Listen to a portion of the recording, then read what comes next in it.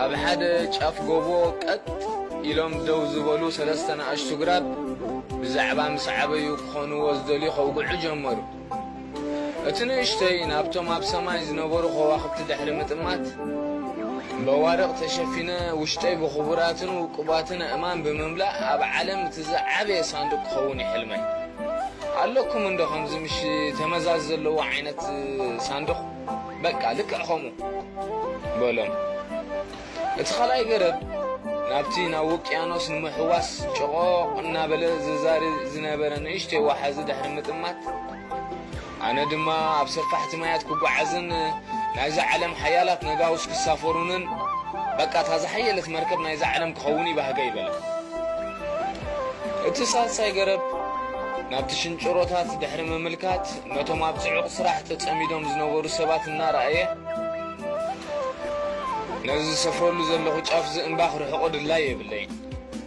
ኣብዛ ዘለኹዋ ኮይነ ቁመት ክውስኽ ጥራየ ዝደሊ። ሽዑ እቶም ብተምሳጥ ንኽምልኮቱኒ ደው ኢሎም ዝጥምቱኒ ሰባት ኣዒንቶም ናብ ሰማያት ብምጥማት ብዛዕባ ኣምላኽ ክሓስቡ ኣነ ድማ እቲ ብዛ ዓለም ዝነውሐ ገረብ ክኸውን ይድላይ ክብል ኣውግዖም። ዓመታት ድሕሪ ምኻዶም እቶም ንኣሽቱ ዝነበሩ ግራብ ቁመት ወሲኾም ሰማይ በጹ። ሃንደበት ግን ኣግራብ ዝቆርጹ ሰባት ናብቲ እምባ ደየቡ። ሓደ ካብኣቶም ናብቲ ገረብ እናጠመተ እዛ ገረብ ንዝሓሰብክዋ ትበቂዐ ብምባል በቲ ብኢዱ ዝሓዞ በሊሕ ፋሱ ለቓ። ሕጂ መኽዘን ክቡራት ኣቕሓ ንምዃን ጽብቕቲ ተመዛዚ ዘለዋ ሳንዱቕ ክስራሕ ብምባል ወያ ገረብ ባህ በላ። ሓደ ካልእ ካብቶም ቆረፅቲ ነታ ካልአይቲ ገረብ ብምምልካት ኣብዚ እናህትልካ ነቲ ዝሓስቦ ትበቅዕ ኣታ ክንደይ ከትጸንዕ ብምባል በእዳዊ ክድህስሳ ድሕሪ ምጽናሕ በታ ተንጸባርቕ ፋሱ ኣውደቓ። ንሳ እውን ብጊዳኣ ሕጂ ግርም ነቕ ዘይብል መርከብ ኮይነ ዓበይትን ብርቱዓትን ነገስታት ጽዒነ ካብን ናብን ዝሰፊሕ ማያት እናሰናጥቁ ክጓዓዘ በለት። እታ ሳልሰይቲ ገረብ ሓደ ካብቶም ቆረፅቲ ኣዒንቱ ከም ዘውደቐላ ምስ ረኣየት ጠፋእና ስላስ ታታይዳ እዩ ዝኽወኖ እናበለት ብፍርሒ ተዋሕጠት። ግናኸ ብትብዓት ቀጥ ኢላ ብምዃም ናብ ሰማያት ክትምልከት ጀመረት።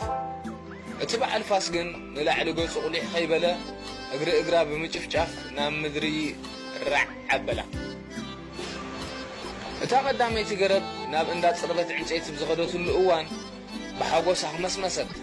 የግዳስ እቲ በዓል ሞያ ኣብ ክንደ ከም ባህጋ መብልዕ ናይ ማል ከም ትኸውን ገይሩ ዳለዋ። እቲ ሓደ እዋን ምጭውቲ ዝነበረት ገረብ ብኣዋርቕ ምሽፋን የለ ብኽቡራት ኣቕሑ ምግያጽ የለ እኳ ደኣ ብፍሩስካን ሓስር ወዳ ሓስርን ተነቢሩላ ዝጠመዩ ንዕኡ ንኽምገቡ ሃነፍነፍ ብዝብሉ ኣራገጽ ከብትን ተወዲኣ ዘይምስል መሰለት። እታ ካልአይቲ ገረብ ናብ መራኽብ ዝስራሓሉ ቦታ ምስ ተወስደት ንሳ እውን ካብታ ቀዳመይቲ ብዘይፍለ ብሓጎስ ክምስምስ ክትብል ጀመረት። እንተኾነ ግን ንሳ እውን ኣብቲ መዓልቲ መሸጣ ንመራኽብ መስርሒ ዝኸውን ኣግራብ ተወዲኡ ብምጽንሑ እታ ብርትዕቲ ዝነበረት ገረብ ተቆራሪፃን ተዳቂቃን ናብ ንእሽተይ ናይ ዓሳ ጃልባ ተመስርሐት። ካብ ምንኣሳ ዝተላዕለ ንጉዕዞን ውቅያኖስ ባሕርን ክትምክት ስትረፍ ካብ ፈለግ ናብ ፈለግ ንምቁራፅ እኳ ዓቕሊ ስለ ዝውሕዳ ኣብ ክንድኡ ዘይከም ባህጋ ኣብ ንእሽተይ ቀላይ ምንስፋፍ ኮነዕቻ። እታ ሳልሰይቲ ነዋሕ ገረብ እቲ ጸራቢ ዕንጨይቲ ቆሪፁ ኣብ ሓደ መዓት ጋዕገልጠም ዘለዎ ስፍራ ቀሚጥዋ ምስ ከደ ድንግርግር በላ። እንታይ ጸጎሙ ብልዎ ደቀይ ተገሪማ በይና ክትዛረብ ጀመረት። ሕልመይን ድላይን ሙሉእ ዘመነይ ኣብቲ ጫፍ ጎቦ ኮይነን ኣብ ፈጣሪ ምንቅዕራር እዩ ዝነበረ እናበለት በቲ ዘጋጠመ ነገር ጋን ኮና። ብዙሕ ግዜያትን መዓልታትን ምስ ሓለፈ እተን ሰለስተ ገረብ ናይ ቀደም ባህግታተንን ሕልምታተንን ክርስዕኦ ኣብ ዝበላሉ እዋን ሓደ ለይቲ ግን ሓንቲ ግርምቲ ሰበይቲ ነቲ ሽዑ ዝተወልደ ወዳ ኣብቲ መብልዕ ማል ኣብ ዘንበረትሉ እዋን ካብ ኮኸብ ዝወፀ ብርሃን ዘንጸባርቕ ወርቃዊ ሕብሪ ሒዙ ኣብ ልዕሊ እታ ቀዳመይቲ ገረብ ተቐመጠ። እታ ኣደ ኣእዳውቲ ህፃን ብምጭባጥ ነቲ ለማፅን ብርቱዕ ዕንፀይትን ዝኾነ መቐረባ ሓስር እናጠመተት ዋው ብጣዕሚ ደስ ዘብልን ኣዝዩ ግሩም ዝኾነ መብልዕ ማል እዩ በለት። ሽዑ ባሃንደበት እቲ ቀዳማይ ገረብ ነቲ ኣብዛ ዓለም ካብ ዘሎ ክቡር ኣዝዩ ዝኸበረ أبتا دقيق أبحقفو آتيو مهلاو فلتا حدا معلتي حدا بقعزو استراخمة تقعزين عرقتون مالدك مزامرتون أبحانت أرقيت نعاسا جالبات هتاقيتهم مقعزو نبورو داخلي تقرب أبتقلاي كتنساف فولو أبجمرت اوان اتتقعزاي دقاس وصلو سعيبو بركن حيال صفع زلو معبل انتلعلو نتاجالبا أناوتا نخندقهم زأخلو تقعسي بتزنبرة برتوع ماين نفاسن بسلام من بوحسن من قد نغتشقرهم عقمنا حيلن كم زي بالله خلو قناز فلتت ويان اشتقرب برعدن كتكتت تلاقيشو زنبرة سبعي تنسيو دو بمبالقنا أقداو زرقيحو سلام كبلن اتمعبل كتبت دو كبلن حدخنا هاندبت اتخلقيت قرب نتنقوس سماين مدرن زخونة تسكيماتو مهلاوة شعو فلتت حاجة عرب دما اتاسال سيت قرب كابتز ترسعتو معات قعقلتام زنبرو سفرا شورا برهان كترقب بمبقعة في الشغبلت كيتنا حتجن بتوم مستسكما تأكيبهم بقطع زهرمون زباج أولن زنبرو بقواهي أنكت كتت وتهدرت بممسع أداو تسبعي بمسامر غيرهم نابع مسمرون مشانكرون كأمو زغدد برعدة واحدة كابت زغونة كان السلعدة كفون إزغتبلو زي تخلن حماق سمعت وررة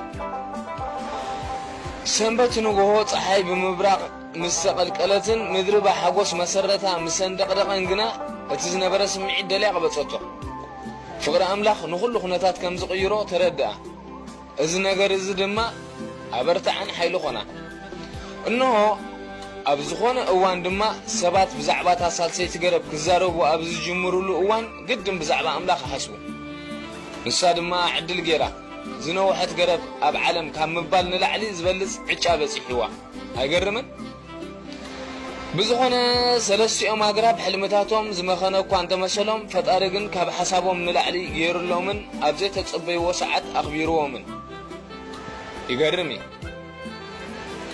ክቡራት ኣሕዋት እምበኣርከስ እቲ ዝሓሰብናዮን ዝሓለምናዮን ብዘይ ምስማሩ ከም ዝወደቕናን ነገራት ከም ዘብቅዑ ቆፂርና ኦሮማይ ኣብ ንብለሉ እዋንን ህድእ ንበል ምኽንያቱ ንህይወትና ካባና ንላዕሊ ዝሓልየላ ኣምላኽ ብምዃኑ بحق دما نحنا كابنا حسبون نقمتون نلعلي تمنيتنا كسمرلنان إذا أقدمنا سمعنايو زانتاتنا قرات أباناون كدوغمون هاندبت كدن نقنان يكالو يمو كل جزية بتعب الستراين نتسبابيو